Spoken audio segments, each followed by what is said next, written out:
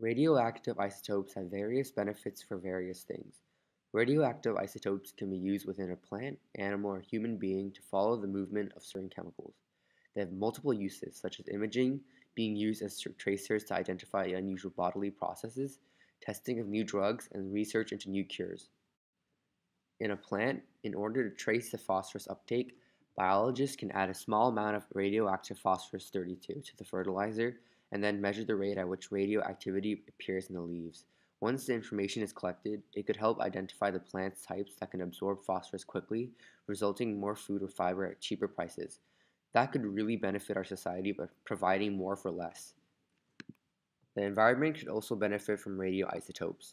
Pesticides can be tagged with the radioisotopes such as chlorine-36, and over a period of time, check the plant pesticide levels.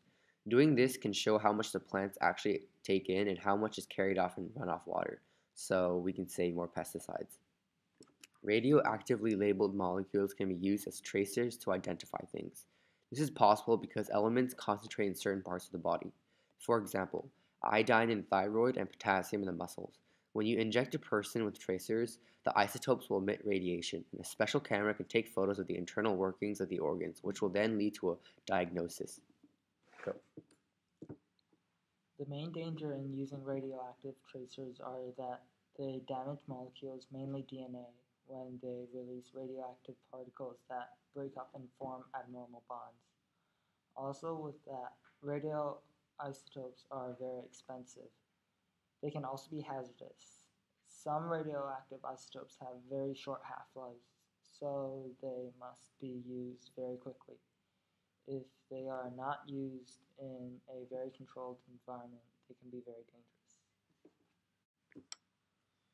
A positron emission tomography scan or PET scan measures important body functions such as blood flow, oxygen use, and glucose use. Radionuclides used in PET scans are usually isotopes with short half-lives. They are added into compounds usually used by the body, such as water or glucose. The scanning instrument picks up the location of the gamma rays released by the radionuclides. By combining the PET scan with a CT scan, a complete picture of how well an organ is working can be made.